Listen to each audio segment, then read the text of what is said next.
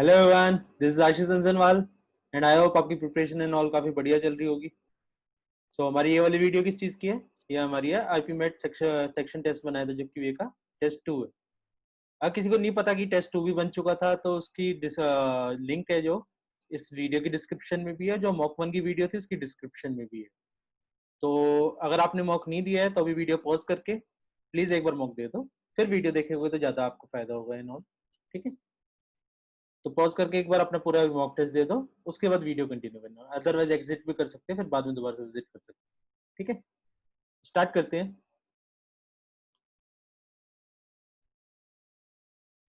सो IPMAT Rohtak QA section test 2। अच्छा, जिसने भी ये वाला मॉक दिया है, देने के बाद रियलाइज होगा यहाँ पे आके आपको थोड़ा सा फील हुआ होगा हाँ हमें थोड़ी बहुत मैथ्स आती है, कि पिछले वाला मॉक आपको काफी डिफिकल्ट लगा होगा, रिलेटिवली डिफिकल्ट लगा होगा। ये वाला आपको लगा होगा हाँ ये वाला मॉक है जो 15 मिनट में 20 क्वेश्चन कर सकते हैं। स्पीड पे डिपेंड करता है, जैसे मेरे को कई स्टूडेंट मिल गए हैं जो 20 क्वेश्चन अटेम्प्ट कर पा रहे थे 15 क्वेश्चन में, 15 मिनट्स में इस मॉक पे। तो अगर आप नहीं कर पा रहे तो उसका मतलब स्पीड में कहीं ना कहीं थोड़ी सी प्रॉब्लम है, या आपके मेथड्स थोड़े स्लो हैं, तो आपको स्पीड थोड़ी सी इंक्रीज करनी पड़ेगी। मतलब इस टेस्ट में 20 डुएबल क्वेश्चन थे एंड मेरे अकॉर्डिंग मार्क्स इसमें 60+ अचीवेबल मार्क्स थे इसके अंदर आउट ऑफ 8। अगर नहीं ला पाए हो तो थोड़ी सी प्रॉब्लम है, आपको इम्प्रूव करना पड़ेगा। ठीक है, देखते हैं, स्टार्ट करते हैं। कई क्वेश्चन तो इतने स्ट्रेट फॉरवर्ड था, आपको लगा था ये क्वेश्चन में क्यों है। रीजन ये है क्योंकि स्पीड टेस्ट है, इतना कम टाइम दिया है तो आपसे लंबी इंटीग्रेशन के क्वेश्चन तो देंगे नहीं आपको। मतलब जनरली कुछ क्वेश्चन सिंपल भी होंगे, कुछ कुछ होंगे जो डिफिकल्ट होंगे, तो ऐसा पेपर भी आप एक्सपेक्ट कर सकते हो। मतलब इजी पेपर आएगा तो थोड़ा ऐसा होगा, थोड़ा सा डिफिकल्ट आएगा तो जैसा मॉक वन बनाया था वैसा पेपर होगा। ठीक है, स्टार्ट करते हैं ये वाला। So first is question number 1। आपको बताना है square root of 1444। I guess जिसको स्क्वायर से याद होंगे उसको स्क्वायर रूट भी याद होंगे। इसका आंसर क्या आएगा? डी ऑप्शन आएगा 38। अच्छा, अगर आपको स्क्वायर रूट निकालने की ट्रिक बता रहा हूँ, आई होप आपने पढ़ी होगी वैदिक मैथ्स एंड ऑल में, कि 1444 या कोई भी नंबर है जो परफेक्ट स्क्वायर है उसका अगर स्क्वायर रूट निकालना है तो कैसे निकालना है। सिंपल चेक करते हैं। सबसे पहले लास्ट डिजिट चेक करते हैं, लास्ट में क्या आ रहा है, इसके आ रहा है 4 आ रहा है। किसी नंबर के स्क्वायर में 4 कब आ सकता है लास्ट में? या तो नंबर एंडिंग विद 2 होगा या नंबर एंडिंग विद 8 होगा। इसका मतलब या तो 2 से एंड होने वाला है 8 से एंड होने वाला है। उसके बाद नेक्स्ट स्टेप क्या होता है? लास्ट की दो डिजिट्स को इग्नोर कर दो, इस पे फोकस करो 1400। अच्छा ये बताओ 1400 किसके स्क्वायर के बीच में आएगा? यू कैन से 1400 is between 30 square and 40 square के बीच में। वो चेक करने का मेथड क्या होता है? ये 14 है, 14 को चेक करो किसके बीच में आता है, किस स्क्वायर के बीच में आता है? वो आता है 9 और 16 के बीच में आता है। 9 30 स्क्वायर होता है, 9 मतलब 3 स्क्वायर होता है और 16 आपका 4 स्क्वायर होता है। 1400 इसके बीच में आ रहा है, इसका मतलब ये आपका आंसर है 30s में आ रहा होगा। दो ऑप्शन बचते हैं आपके, 32 एंड 38। इसका चेक करने के दो मेथड होते हैं, दोनों में से आप कुछ भी कर सकते हो। ज्यादा इजी मेथड होता है कि आपको 35 स्क्वायर पता हो तो, क्योंकि 5 से एंडिंग वाले स्क्वायर आए हो पता होते हैं सबको, 35 स्क्वायर होता है 1225। ऑब्वियसली ये नंबर 35 से बड़ा होगा तो आंसर हो जाएगा 38। अदरवाइज सिंपल चेक करने का दूसरा मेथड क्या होता है, अगर आपको 35 वाले याद नहीं है तो ये चेक कर लो 14 ज्यादा क्लोज किसकी है, 16 के क्लोज है या 9 के क्लोज है। अगर 9 के ज्यादा क्लोज होगा तो छोटे वाला नंबर होगा 32 होगा, अगर 16 के क्लोज होता तो 38 होगा। ठीक है, जैसे 1024 आता है 32 स्क्वायर, तो 1024 को हम देखते हैं तो वो भी 40 और 30 के स्क्वायर के बीच में आता है, बट 10 है आपका वो 9 के ज्यादा क्लोज है 16 से, तो इस केस में आप एकदम से डायरेक्ट आंसर लिख सकते थे that this is 32 square. I hope समझ आ गया होगा, इससे ज्यादा डिस्कस करने की जरूरत नहीं है इतने सिंपल क्वेश्चन में। ठीक है, नेक्स्ट देखते हैं। On a river y is the midpoint between 2 points x and z। इस वाले में एनालिसिस में सारे नहीं बता रहा कि इतने इजी इजी है, ज्यादातर इजी है। जो डिफिकल्ट होगा वो क्वेश्चन में बता दूंगा डिफिकल्ट है, अदरवाइज तो सारे इजी है। ठीक है, on a river y is the midpoint between points x and z। ठीक है, मतलब ऐसे मान लेते हैं पॉइंट x and z।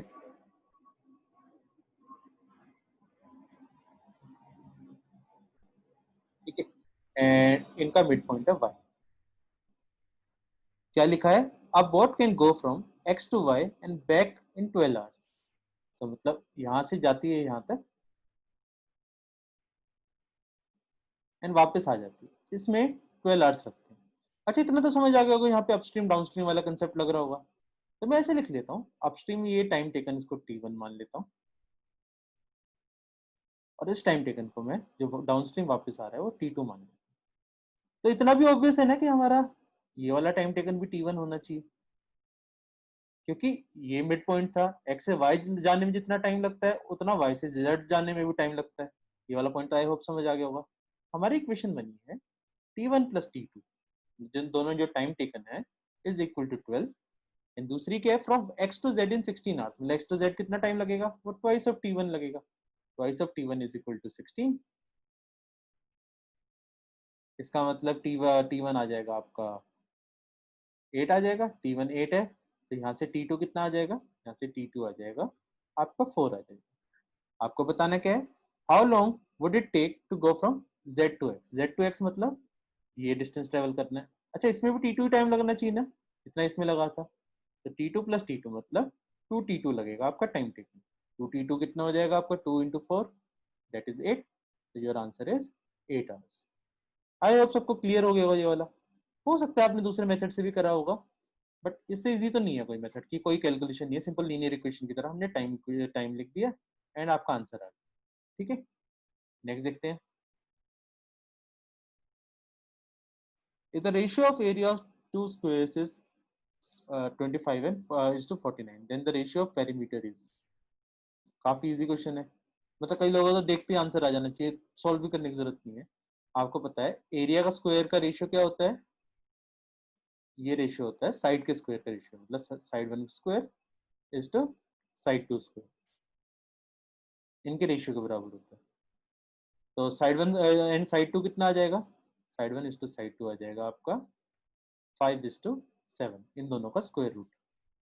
ठीक है, एंड पेरीमीटर का रेशियो आपको पता होगा साइड के रेशियो के बराबर ही होता है, S1:S2, तो दैट इज इक्वल टू 5:7। तो your answer is A option. I hope clear होगा। नेक्स्ट देखते हैं।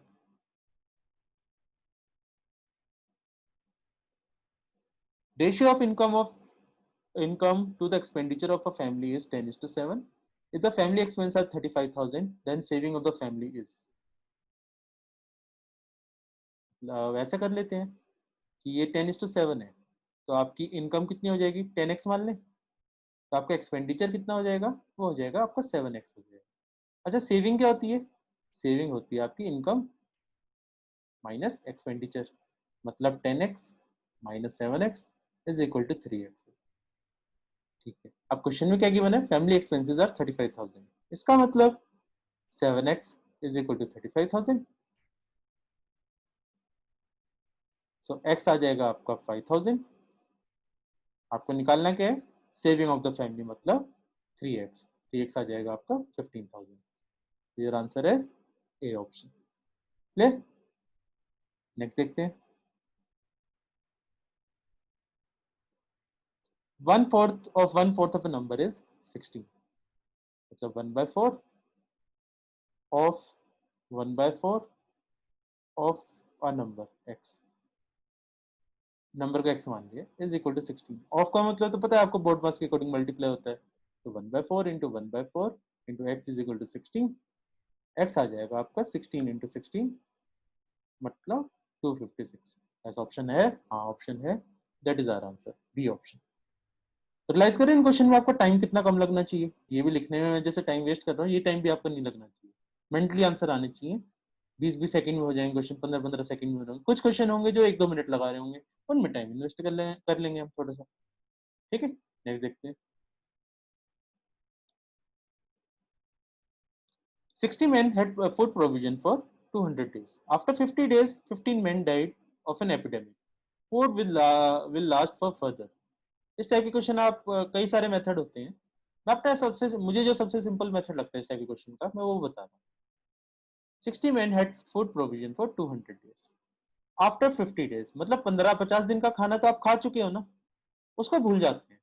अगर अब कुछ चेंज नहीं होता, मतलब 15 लोग नहीं मरते, अगर ऐसा सिनारियो नहीं होता तो क्या होता, आप ये बोल सकते थे कि रिमेनिंग कितने डेज बचे, 50 दिन हो गए, 200 डेज का खाना था, मतलब 150 डेज का खाना बचा है।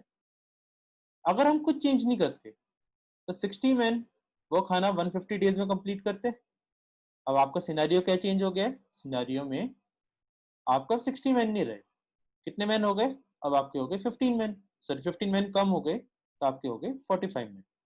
45 मैन कितने डेज में खाना खाएंगे, उसको एक्स मान लेते हैं। अच्छा खाना तो सेम ही बचा है, दोनों को इक्वेट कर दो, दोनों को इक्वेट करके यहाँ से एक्स की वैल्यू निकालो, दैट इज योर आंसर। ये कट जाएगा आपका 4 3, ये आ जाएगा आपका 50, 4 इंटू 50, एक्स आ गया आपका 200 and 200 is your required answer. अच्छा ऐसे क्वेश्चन में ना हमेशा लास्ट वाला पार्ट ध्यान से पढ़ लेते हैं। कि आपका टोटल डेज पूछा होता खाना खाना कितने दिन चला है, तो आपका आंसर क्या होता है 200 प्लस 50 को ऐड करते हैं। बट क्वेश्चन में क्या पूछा है, food with last for further, मतलब और आगे कितने दिन लास्ट करेगा, वो तो हमारा आंसर एक्स ही है, answer is X, C option. I hope clear होगा।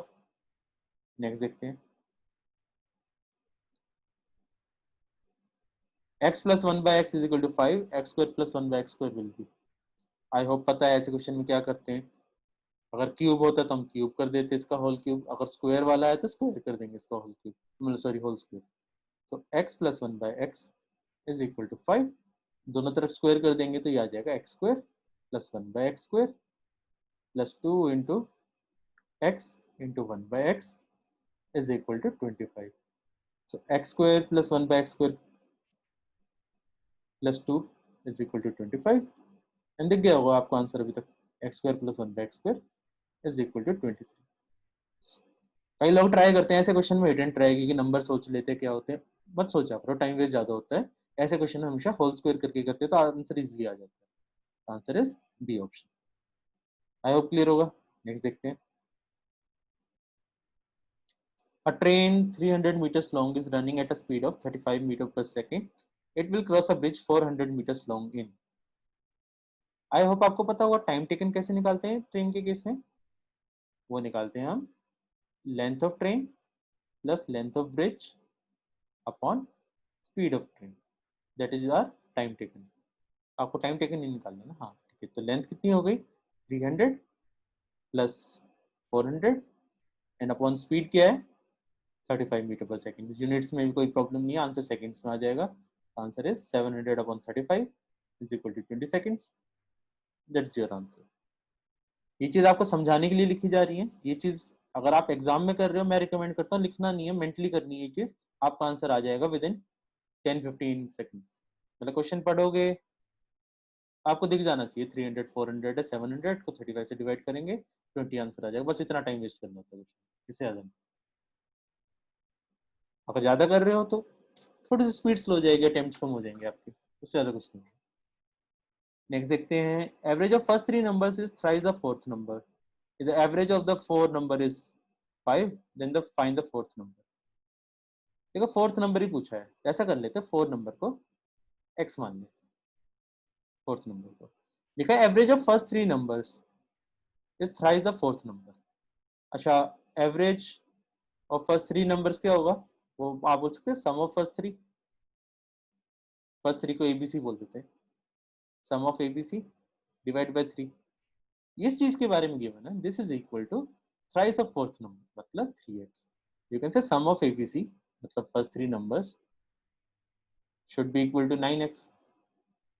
तो टोटल सम कितना आ जाएगा नंबर्स का, पहले तीन नंबर्स का सम तो 9x है, चौथा नंबर x है, तो sum of those numbers is 10x। And आपको एवरेज ऑफ फोर नंबर्स क्या गिवन है 5 गिवन है, इसका मतलब 10x divided by 4 is equal to 5, यहाँ से आ जाएगा आपका x आ जाएगा आपका 2 and 2 is your required answer. ये वाला स्टेप आई होप समझ आ गया होगा कि आपको गिवन है average of four numbers is 5, तो इन चारों नंबर्स का हमने सम निकाला, वो है आपका 10x है, उसको 4 से डिवाइड करेंगे तो आपका 5 आ जाएगा, यहाँ से हमारी x की वैल्यू आ जाएगी 2 and 2 is our required answer. ठीक है नेक्स्ट देखते हैं,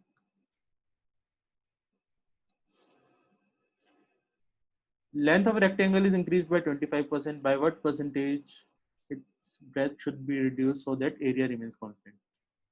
ये वाला कल परसेंटेज जो परसेंटेज की हमने रिवीजन करी तो उसमें इसका मेथड भी देखा था कि लेंथ और ब्रेथ का प्रोडक्ट अगर कांस्टेंट है तो length is increase by 25%, example भी शायद यही दिया था, लेंथ इज इंक्रीज बाय 25% मतलब 25% को फ्रैक्शन में 1/4 लिखेंगे, अगर इसमें 1/4 का इंक्रीमेंट है तो दूसरे में डिक्रीमेंट कितना होगा, 1/1 + 4 दैट इज इक्वल टू 1/5 का डिक्रीमेंट। 1/5 परसेंटेज में कितना होता है, 20%। Answer is 20%। बस इतना करना था, उससे ज्यादा कुछ नहीं करना था क्वेश्चन। ठीक है, नेक्स्ट देखते हैं। आपने और दूसरे मेथड से करा है वो भी ठीक होगा। In a group of dog and people, number of legs was 48 more than twice the number of heads। ठीक है, in a group of dog and people. अच्छा, डॉग के कितने पैर होते हैं, डॉग के पैर होते हैं 4 होते हैं, एंड पीपल के तो 2 ही होते हैं। Number of legs was 48 more than twice the number of heads. अच्छा, सर कितने होते हैं, हेड्स डॉग के तो एक ही होता है और इंसान के भी एक ही होता है। ठीक है, तो इक्वेशन लिखना चाहें ऐसे कर लेते हैं, नंबर ऑफ डॉग्स को डी मान लेते हैं, नंबर ऑफ पीपल को पी मान लेते हैं। हम ये लिख सकते हैं, नंबर ऑफ लेग्स कितनी हो जाएंगी total, 4d plus 2p, and number of heads कितने हो जाएंगे, वो हो जाएंगे d प्लस p। इनके बारे में क्या गिवन है कि number of legs was 48 more than twice the number of heads, so this is equal to twice of this plus 40। इनके ट्वाइस से 48 ज्यादा है। इस इक्वेशन को सॉल्व कर लेते हैं। सॉल्व करेंगे तो आपका आएगा 2p कट जाएगा, 2d is equal to 48, d is equal to 24। आपसे पूछा क्या है, how many dogs were there, none of the people are dog missing. अच्छा, assumption भी है, ऐसा नहीं है कि इनकी लेग एंड ऑल कम है, कई लोगों के मन में सवाल आता है। तो आंसर इज डी ऑप्शन। ठीक है, नेक्स्ट देखते हैं, which of the following is true, square root of 2, cube root of 3, fourth root of 4। ठीक है, इनके बारे में रिलेशन है। अच्छा, ध्यान से देखो, दो ऑप्शन तो आपके एकदम से एलिमिनेट हो रहे हैं। आई होप ये तो पता होगा, 2^1/2, 3^1/3 एंड 4^1/4। इन तीनों को कंपेयर करना। 4:1/4 कैन बी रिटन एज 2:1/2 ना, क्योंकि इसको हम 2 स्क्वायर की पावर ऐसे 1/4 लिखेंगे, वो आ जाएगा 2:1/2। तो ध्यान से देखो, ये दोनों तो बराबर हो गए, तो हमारा ए ऑप्शन गलत हो गया, बी ऑप्शन भी गलत हो गया, आंसर हो गया सी या डी ऑप्शन। दोनों में फर्क क्या है, बस ये चीज चेक करनी है कि ये क्यूब रूट ऑफ 3 से बड़ा है या छोटा है। तो इन दोनों को चेक कर लेते हैं, कंपेयर कर लेते हैं। कंपेयर करने का मेथड क्या होता है, दोनों की पावर को सेम करते हैं। हम इसको लिखेंगे 2 पावर सेम क्या बन सकती है, 3 है और 2 है, मतलब 1/6 बना सकते हैं। तो 1/6 बनाने के लिए हम क्या करेंगे, इसको 3 से मल्टीप्लाई डिवाइड करना पड़ेगा। ठीक है, और 3 की पावर 1/6 बनाने के लिए क्या करना पड़ेगा, 1/3 को 2 से मल्टीप्लाई और डिवाइड करना पड़ेगा। तो ये हो जाएगा आपका, ये 3 अंदर चले जाएगा, 2³ 1/6, एंड दिस इज 3² 1/6।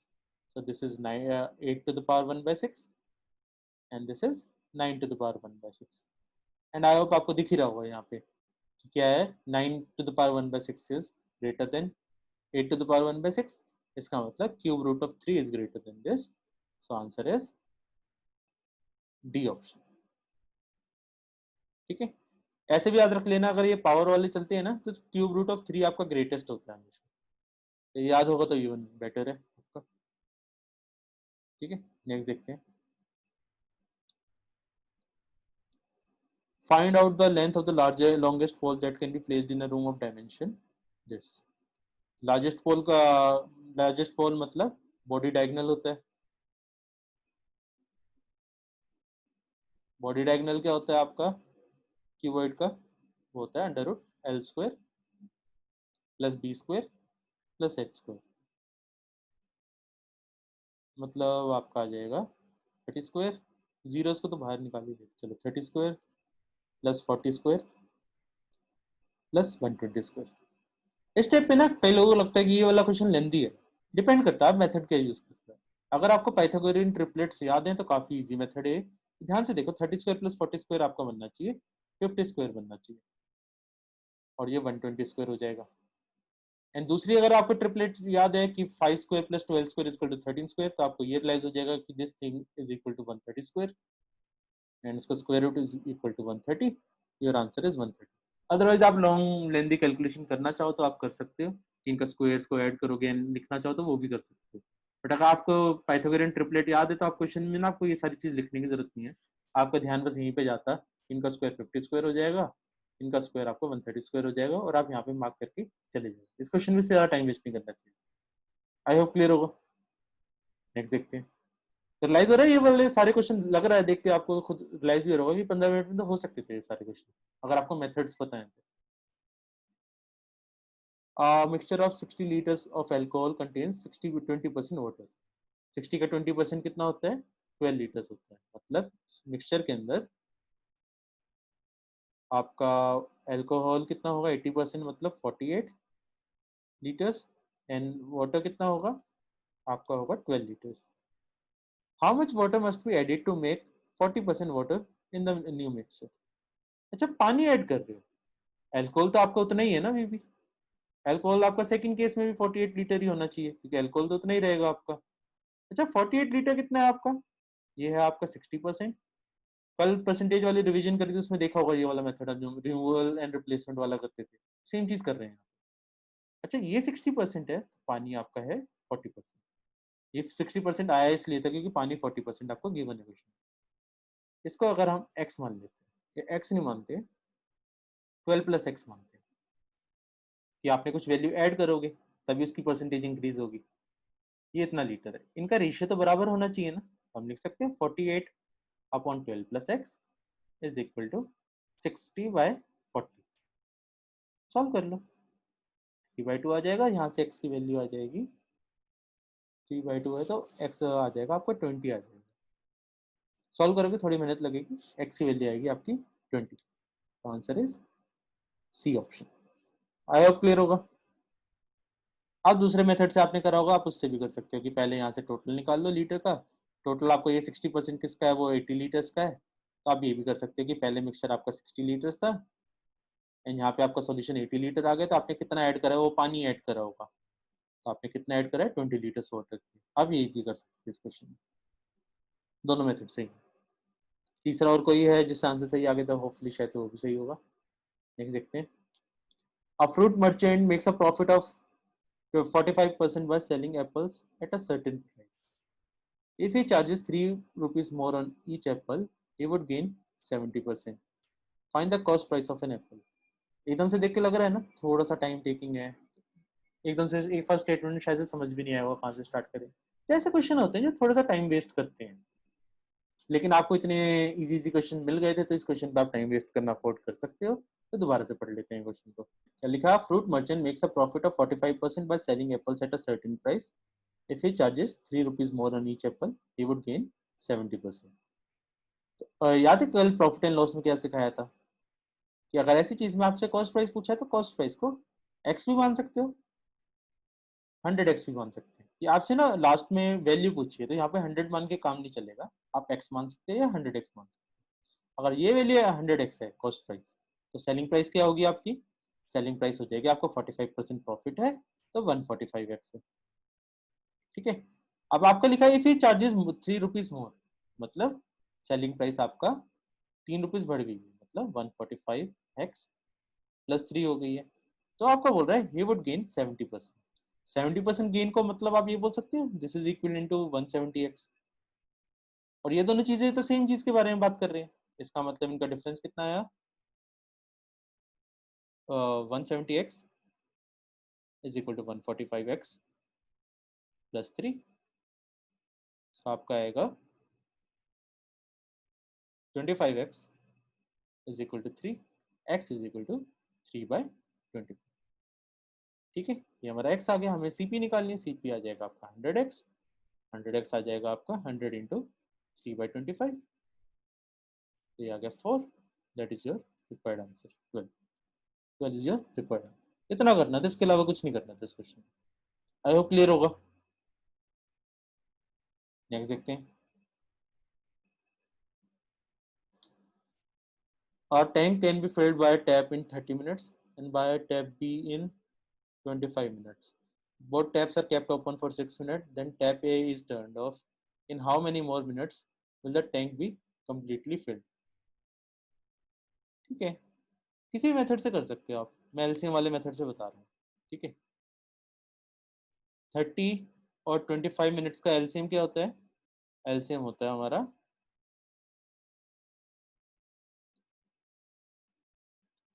150। ठीक है, तो हम मान लेते हैं 150 लीटर्स हमारी टैंक की कैपेसिटी। ठीक है, तो टैप ए कितना भरता होगा? टैप ए पर मिनट वो भरता होगा 6 लीटर्स। एंड टैप बी कितना भरता होगा? सॉरी, टैप ए 5 लीटर्स भरता होगा एंड टैप बी आपका 6 लीटर्स भरता है। ठीक है, अच्छा टैप ए एंड बी एक साथ कितना भरते होंगे? ए प्लस बी वो आपका भरते होंगे 11 लीटर्स। आपको बताना टैंक कितनी देर में फिल होगा। अच्छा, क्वेश्चन में क्या लिखा है? Both taps are kept open for 6 minutes. मतलब ए एंड बी को आपने एक साथ कितनी देर के लिए ओपन करा है? 6 मिनट्स के लिए ओपन किया है। And A is turned off, मतलब now B only B is open and आपको बी ओपन है तो मान लेते हैं इसको आपने ओपन करा है x मिनट्स के लिए and this should be equal to our total capacity of tank that is 150 litre. यहाँ से हम x की वैल्यू निकाल सकते हैं, वैल्यू पुट कर दो आंसर आ जाएगा। Plus 6 × 11 plus 6x is equal to 150। तो यहाँ से आ जाएगा 6x is equal to 150 minus ये आ जाएगा आपका 84। x आ गया आपका 84/6 that is equal to 20 sorry 14।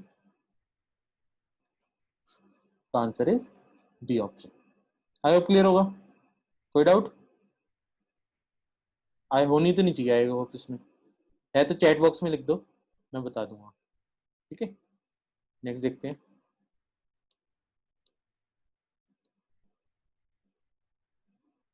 Difference between simple interest and compound interest on rupees 2000 for 2 years at 10% per annum will be। I hope आपको ये फॉर्मूला पता होगा। Difference between C I minus S I after 2 years is equal to, एक simple सा formula होता है, नहीं पता था तो अब पता चल गया, पी इंटू आर बाय 100 का होल स्क्वायर। बस पुट कर दो वैल्यू, आंसर आ जाएगा। मतलब 2 years के लिए होता है ये फॉर्मूला। तो पी की वैल्यू पुट करोगे 2000, आर की वैल्यू पुट करोगे 10 अपॉन 100 का होल स्क्वायर। 2 जीरो आएंगे, आंसर 20 आना चाहिए। Answer is B option. बस इससे ज्यादा कुछ नहीं करना था इस क्वेश्चन में। अगर आप दूसरा मेथड फॉलो कर रहे हो तो आपकी स्पीड स्लो हो रही है बस। ठीक है, नेक्स्ट देखते हैं। Sum of ages of Ram and his father is 7/6 of what it was 5 years ago. ठीक है, तो ऐसे प्रेजेंट एज मान लेते हैं राम और उसका फादर है। ठीक है, इनकी प्रेजेंट एज को आर प्लस एफ बोल देते हैं, दिस इज प्रेजेंट। 5 साल पहले कितनी होगी? वो होगी r-5 प्लस f-5। दोनों की एज 5 5 कम होगी 5 साल पहले, 5 years अगो। ठीक है, तो ये कितना आ गया? r प्लस एफ -10 आ गया। ठीक है, आपको क्या लिखा है? This age present age is 7/6 of it was what it was this 5 years ago. मतलब r प्लस एफ, इसको एक वेरिएबल ही मान लो तो ज़्यादा ही सिंपल हो जाएगा। समझाने के लिए था कि ये -10 की होगा, इसको वेरिएबल को x मान लो, इसको भी x मान लो। You can say x is equal to 7/6 times x-10। ठीक है, सॉल्व कर लो बस। आपका आ गया 6x is equal to 7x -70, x is equal to 70। That is our required answer. ठीक है, आई होप क्लियर होगा। ऑप्शन से भी कर सकते थे अगर करना चाहते तो। Find the number of factors of 2 raised to power 22, 2 raised to power 23, 24, 25, 26, 26 तक है। ठीक है, तो 2 raised to power 22 को कॉमन निकाल लेते हैं। ये आ जाएगा 1 + 2 + 4 + 8 + 16। ठीक है, तो इनका सम कितना आ गया? 31। तो 2 raised to power 22 into 31 to the power 1। आपको क्या बताने? नंबर ऑफ फैक्टर्स बताने, तो इसकी प्राइम फैक्टराइजेशन तो खुद हो ही गई है यहाँ पे ऑटोमेटिकली। नंबर ऑफ फैक्टर्स क्या होते हैं? इनकी पावर से +1 करके। Number of factors is equal to 22 + 1 into 1 + 1 that is equal to 23 into 2 that is 46। Our required answer B option. I hope clear होगा। नेक्स्ट देखते हैं, लास्ट क्वेश्चन आ गया। p plus q plus and x minus r are the factors of the expression this, then which of the following is true? पहले factor निकाल लेते हैं expression के। 2x square plus 5x minus 12 is equal to 0 अगर मेरी equation, ठीक है। इसके फैक्टर्स क्या बनेंगे, 8 इंटू 3 बन जाएगा, 2x square plus 8x minus 3x minus 12 is equal to 0। तो ये आ जाएगा आपका 2x into X plus 4 minus 3 into X plus 4 is equal to 0। This is 2x minus 3 and x plus 4। और आपके क्वेश्चन के अकॉर्डिंग लिखा है कि हमारे फैक्टर्स हैं px plus q and x minus r। तो आई होप आपको फॉर्म दिख ही रही होगी। यहाँ पे फॉर्म क्या है कि minus R is equal to plus 4, q is equal to minus 3 and p is equal to 2। मतलब आपका p तो आ गया 2, q आ गया माइनस 3, r आ गया माइनस 4। पुट करके देख लेते हैं which of the following is true. P Q plus R S negative negative दिख तो नहीं है, चांसेस तो नहीं लग रहा मेरे को। फर्स्ट वाला तो गलत लग रहा है, सॉल्व करके देखोगे तो ये लेस देन 0, तो 3 नेगेटिव 2 नेगेटिव पॉजिटिव हो जाएगा, ये तो ग्रेटर देन 0 आना चाहिए था, ये भी गलत है। P into Q plus R greater than 0, Q plus R negative आएगा, ये वैल्यू तो हमारी माइनस 14 आ रही है, ये बात भी गलत है। ऑब्वियसली वैसे फोर्थ सही होगा, इस कारण से पढ़ भी लेते हैं, सॉल्व भी कर लेते हैं। ये आ जाएगा आपका 4 माइनस 3 माइनस 4, सही बात है, माइनस 3 आंसर आ रहा है, माइनस 3 इज लेस देन 0, तो 4 इज आर रिक्वायर्ड आंसर। ठीक है, आई होप आपको इजी लगा होगा मॉक, थोड़ा सा कॉन्फिडेंस आएगा, थोड़ी सी स्पीड एंड ऑल सही लगी होंगी अपनी। अगर आप चाहते हो ऐसा ही एक और मॉक बना दूं तो कमेंट में लिख देना, मैं उसके अकॉर्डिंग एक और मॉक बना दूंगा आपके लिए। अदरवाइज तो मैं सोच रहा हूँ रिवीजन क्लास पे ज़्यादा फोकस करूँ एंड ऑल, बट अगर आप चाहते हो और मॉक बनाना तो मैं आपके लिए एक और मॉक बना दूंगा। कमेंट सेक्शन में लिख देना, अभी मैंने बनाया नहीं है, कमेंट एंड ऑल में लिख देना कि एक और मॉक बना दो, मैं बना दूंगा। ठीक है, और इसी वीडियो की डिस्क्रिप्शन में डाल दूंगा उस मॉक। ठीक है, एंड आई होप आपको ये वाला समझ आ गया होगा कि आपके मार्क्स कितने आने चाहिए थे। कई लोगों की कट ऑफ वाली डाउट होती है कि इसमें कट ऑफ कितनी होनी चाहिए थी। अगर आपके इस वाले में मेरे अकॉर्डिंग अचीवेबल थे, 80 आउट ऑफ 80 भी अचीवेबल मार्क्स थे, आ सकते थे। 2-3 स्टूडेंट्स मेरे को मिले हैं जिनके 80 आउट ऑफ 80 आए भी हैं, उन्होंने मैसेज करके बताया था। अगर आप इसमें लेस देन 10 अटेम्प्ट कर पा रहे हो तो काफ़ी मेहनत की ज़रूरत है, काफ़ी काफ़ी काफ़ी मेहनत की ज़रूरत है। एंड अगर आप अबव 15 हो, अबव 15 अटेम्प्ट कर पा रहे हो तो अमेजिंग है। ठीक है, अगर आप उसके बीच वाली रेंज में हो तो आप कंपटीशन में हो, जो आपकी 10 to 15 वाली। अगर आप इस रेंज में हो, आपने इतने अटेम्प्ट किए, अटेम्प्ट का मतलब मैं करेक्ट अटेम्प्ट बोल रहा हूँ, ठीक है, तुक्के नहीं मारे, तुक्के मारने को तो 20 क्वेश्चन एक बार में कर सकते थे आप। अगर आप इस रेंज में हो तो आप कंपटीशन में हो। जनरली कंपटीशन वालों को प्रॉब्लम ही होती है, वो हमेशा कंफ्यूज रहते हैं कि हमारा क्लियर होगा या नहीं होगा। तो अगर आप अबव 15 हो तो आप थोड़ा सा रिलैक्स हो सकते हो। अगर आप 10 to 15 हो तो आपको भी मेहनत की जरूरत है, सो दैट आप रिलेटिवली कंफर्टेबल पोजिशन में आ सकते हो। ठीक है, सो खत्म करते हैं क्लास। आई होप अच्छी लगी होगी एंड ऑल, अच्छी लगी थोड़ा सब्सक्राइब एंड ऑल भी कर लो, लाइक वाइक भी कर दिया करो। ठीक है, एंड स्टार्ट करते थोड़ी देर बाद वाली क्यू वाली रिवीजन वाली क्लास स्टार्ट कर देंगे। ठीक है, टाइमिंग मेरे को पता नहीं, अभी रिकॉर्ड करूंगा दोबारा से, तो देखते हैं कितनी देर बाद स्टार्ट। Okay, bye.